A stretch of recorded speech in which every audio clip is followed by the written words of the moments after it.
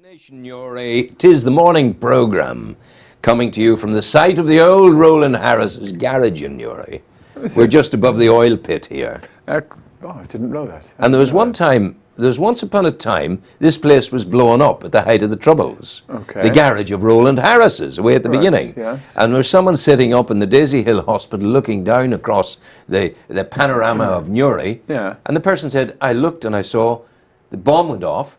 The entire roof of Roland Harris's garage, where we are now, lifted 2 feet into the air and sat back down again. Can you imagine that, for goodness sake? This is Steve Eccles, and he's a physiotherapist of quite extraordinary prowess. I know this personally because he has made me better. Almost has the biblical touch. Heal. But it's not quite that. You're manipulating and you're doing it. It's all going well. Yes, Steve, you're welcome. How are things? That's good. Yeah, Very good indeed. We shouldn't have any problems now, backs or bits at all, because we have, I'm sure it's a mile one way and then a mile the other way. It's very pleasing. What am I talking about? I have no idea. I'll give you another clue. The birds come in and they land and then they flap and then they go and we walk along the side and we get down. The beach. No, not the beach. Our new canal side walk, which is great, isn't it? I haven't seen it yet. It's wonderful. Yes. It's so good because I carry now a pair of walking shoes in my car. Yeah. Tip for all of you out there: a pair of walking shoes in my car, and the walking shoes go on. Yes. And I get the mile and a half up through Newry from Sands's Mill, Sugar Island, as far as the Quays, and then back again. So I'm getting my daily quotient of exercise, which is important. That is. It's lovely, that new, the new bit, it's isn't huge. it? It is huge. It's very, very, very jolly, I say. Is it going to extend further on? It eventually will go. There'll be a walkway down from the basin in Newry all the way to the Victoria Lock, and then that'll link into a connection with Omeath. And Omeath is already connecting into Carlingford. So we'll have no excuse in terms of exercise and doing the thing right. Yeah. Because you would be a proponent of the notion that it's about a constancy of exercise rather than boot campery. Yes, very much. I think if we let our bodies get used to exercise, then it doesn't come as a shock. And so we slowly tune our bodies up to be able to do to the level of exercise that we want to. Always remembering that from the age of about 40 onwards, we lose a little bit of strength every decade. So we don't want to be, unless we're Justin Gatlin, our performance will fall off. Did you read about Justin Gatlin? No. He was a drug cheat sprinter who was banned for 4 years, but I think he got off with 2. I may be wrong on that. But he's now running, he's the fastest man in history over the age of 30. Wow. And they're thinking that, and he's faster now than he used to be. So they're thinking that now that either he's still taking drugs or there was a study in the University of Ohio which found that mice put on anabolic steroids and then taken off them retained their strength gains from that throughout their life. Yes, because the nuclei of the muscles and the size of the muscle cells are much bigger. So they're thinking that people taking anabolic steroids early in their career can get the effects of it for decades afterwards. Which means that these people should be banned for life. For life, indeed. And it's not a recommendation for us to take them. No, in order to give ourselves strength. Yes, well, if they carry high risks of liver cancer and also of sterility. So, which will not be a factor in my life at the moment. I'm not at 71. I'm not remotely worried about sterility. I can cook. Oh dear! Now I told you I was going to the doctor with my rotator cuff and all that. Yes. Very interesting.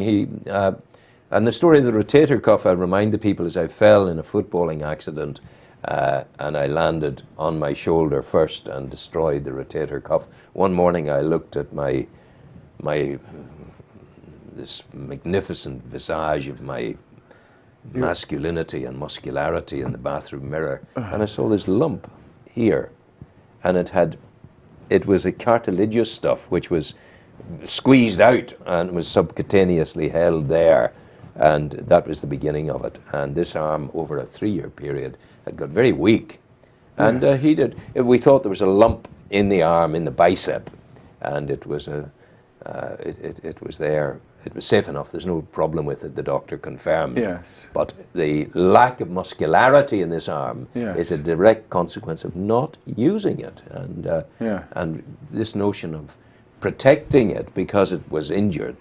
So there's a mixed bag there, I suppose. If you protect it, there will be muscular atrophy there. And if you don't use it, there will be muscular atrophy. You really do need to do something. So I was thinking of getting one of these things, Yeah. up and down. Little dumbbells. Dumbbells would do the job. I have and that would build. But would there be a significant muscular improvement over a couple of months, 3 months period, 4 months? There should be. There should be, yes. At least it would, It would increase the strength. Yeah. There is something that can happen to your bicep muscle, and it's when the long head of biceps, the Latin, it derives from the Latin word two heads. Yes. So the biceps comes from down here and then up, and then you've got the body of the biceps, and then you've got two tendons, one up here and one to here. And this top one is the long head of the biceps, and if it snaps, which it can do, you get like a little Popeye muscle. Hey, that's exactly what happened to me. Okay, so your explanation exactly what Mark McAvoy said. Yes, so it's a rupture of the long head of biceps. That's what so that's never going to go away because I have a Popeye muscle. But there you go. Here I've got the popper. Yes, and it shouldn't reduce your strength by very much at all. Yeah. So yes, you should train it. But I shouldn't. You were saying earlier that those of us who have, with each decade that passes. Yes. Now I'm 70 now, so yes. I'm in my 60, 60. I'm in my 7th decade now. I think so. I'm yes. into the 7th I can decade. Never work those things out but either. there I am. So I shouldn't be surprised that my muscularity is decreasing somewhat. No. And that my strength is decreasing. But you can retain a good muscularity by using weights. A bit of weights. But go gently with them and slowly build up. I was telling someone the other day about your Pilates. Yes. And she said to me, well, where does Steve do the Pilates?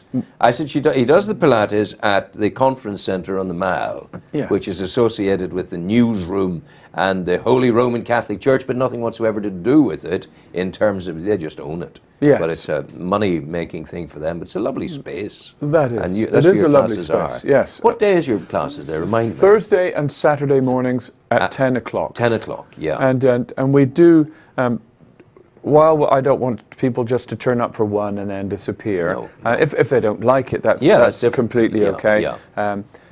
But yes, we have new people all the time. And for guys, there's a lot of men doing it. The classes are pretty mixed. Yeah. So it's not all women. And it's not, I don't want people to get the idea that the Pilates is a girly ballet thing. No. It can be what you make of it. But I think we're pretty classical in our Pilates. So it's all it's good, strong exercise. Stretching and strong. And stretching.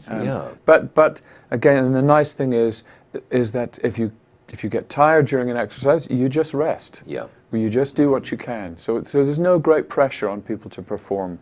And Pilates, after a year of Pilates, what difference should that make to the lifestyle of a person and to the kind of general well-being factor of a person? I think after a year of Pilates, you would be generally stronger and more flexible, and hopefully your posture would be somewhat better too. You'd certainly bend properly, picking up things. I think it's one of those things. If your spine can be nice and flexible, those things like looking under the bed and climbing into the attic no longer become a problem. They're easy. So it has great benefits for ordinary life, I think. Yeah, isn't that the lovely thing? Great benefits for ordinary life. Yes, that's absolutely. Huge, you know. It is. We don't huge. want to it break any records, and No. Olympics. I used to think I could have been an Olympic runner as a young Do man. you? Really? I used to go off and I used to run in the morning time through dawn. Yes. I was only 20 at the time, 21. Wow. I didn't become an Olympic runner. No. It's a great loss to the world of athletics. Yes. World of athletics, great loss. I know. Well, I was very impressed that the world record for the marathon fell. 2 hours, 2 minutes, and 59 seconds. And he had been a farmer in Kenya Wow. a couple of years Wow. before I that. didn't realize that. He had been, this is the Kenyan. Yeah. Yeah, he'd been herding Lincoln's Yes. sheep on the mountainside Wow. before that, you know. Wow. My goodness, I tell you. Incredible. It's unbelievable. So what else have you to tell me? Well, I was just briefly going to talk about nerves. The one you get on my nerves, that sort of job, is that it? Not quite. Nerves. Last week we talked about stretching muscles. Yes. Nerves move as well. So, for example, when I extend my wrist like that, there's a pull on this median nerve, and it moves slightly. The same with your sciatic nerve in the back of your leg. When we do a straight leg raise, it pulls the nerve. Now, what can happen is that the nerve can get bound down in various places. Generally maybe around the neck, and sometimes when we look at the joints of the neck and the muscles and the posture, everything seems okay, but when we do this special test where we lie the person down and extend that wrist back like that, we reproduce the pain, and that tends to suggest that the nerve is bound down, and so we put them on a program of stretching that nerve.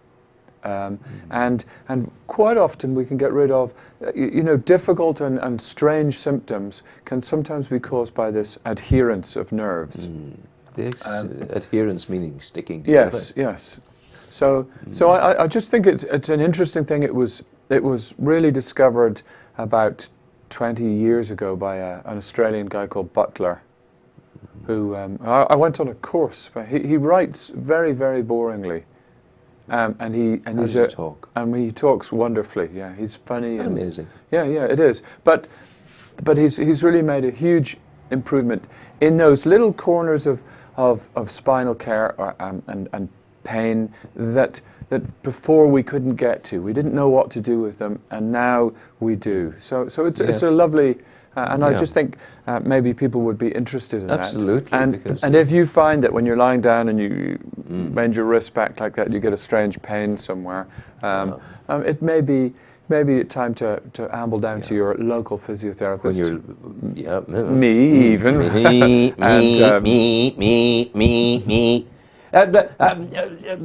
The stretching out in bed, for example. I have this awful habit of wrapping myself around my pillow. Just holding my pillow. Yes. Am I a very sick human being doing that? Definitely. But do people not do that Yes, normally? no, I think they no, do. you're all right. You Yes. have a woman to hold on to. I am not so blessed. All I have is the duvet and the duck down. Sometimes patients will say that if they lay on a certain side, that they'll get pain, and how do I stop doing that? And it's almost impossible to control your behavior when you're asleep. I've certainly used tights with a tennis ball tied around so that when you roll onto that side, the tennis ball.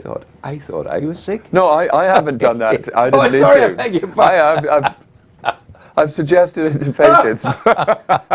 But these beds that are memory foam, and this will give you your optimum position for all night sleeping. But that doesn't work. I'm in 27 different positions all night long. I'm all over the place. Again, I think that if you have a spine that has reasonable flexibility and health, that most mattresses will be fine for you. Are you better? Again, I'm coming back to me. Yes. I'm sorry for that's doing fine. this. You are the narcissism. common man. No, I'm that's narcissism personified. I, Rowan the narcissist. Not really, I promise you. But would I, is one better sleeping on one's own in a bed or with one other in the bed, maybe two in the bed with you? Are you better alone or with another in bed? I think as long as the bed's big enough, I don't think it makes any difference. So therefore, ergo, I should find myself a woman for bed for health purposes. What would you say, doctor? Yeah, absolutely. I think that would be a great idea for you. But I tried this already to get a woman, and I went to the paper, the Belfast Telegraph. Yes. And I put the ad in the paper. Did you? Oh, Really? oh, sure, you would expect nothing else. Yeah. You'd expect absolutely nothing else. But and I never got a single reply. Did you not? No, but the Telegraph was great. They said, Rowan, what we're going to do for you is this. Yeah. We don't give money back, but we will put it in for another month free of charge, providing we can do it without the picture. You have to laugh, don't you? It's all good. Stephen, we're deeply caring about. We laugh and we joke, but we're deeply caring about skeletal health, and we now have, as we finish off, we now have the walkway along the canal. There's no excuse for people not walking anymore. None at all. Can be done easily and on a regular basis. Yes. We have the new swimming pool almost ready, and all of that's going to be there. Yeah. We have the walks in the mountains. Everything's good. Yes. And I suppose the walks alongside the canal would develop a fellow to a situation in which he would find it possible to walk in the low hills. Yes. Adventure, Becky. Very much so. And I must say, sometimes we walk in the woods, the big wood, I think they call it. The quarry halfway down. Where sometimes at the right time of year you have bluebells. You do indeed. The bluebell wood is also called. And some days I'll take the dogs down there, and it'll be a nice day. And it's completely empty, and you're just thinking it's such a beautiful place. People should go down there, take their kids. Not too many. I wanted them to keep quiet, nice, but gentle. There's a hidden castle, an old folly. Really? There is, and there's several lakes in there. They used to be an area where a fenced-off area where they raised pheasants to hunt them, which is sad, but. It's terrible. They should get them. They should get them in Tesco and not be killing them. Yes, that's right. Tell the people where they find you. Oh, you can find me on the Old Warren Point Road, number 47, and just after about 200 meters. Yeah, 300 or 400 meters after Keogh's. Have you got the car? Keogh's got but I think he's promising. He's promising. We're waiting for the car. We're waiting for the car. Drops and we'll get the car each. But there you are. With car each. And on the internet. The internet. Eccles Physiotherapy. The Destination Newry website. We have made it for this man. Destination, and the man to talk to here is Phelim, and he will get you your website should you need it. You find this man on his own website, EcclesPhysiotherapy.com. Are you ready? Yes, indeed. Are you ready now? Ready? Historic. That was good. That was great. Thank you very much. Yeah. Thank you for coming in. No, my pleasure. We're going to play you some music now. 9 Million Bicycles, I do believe.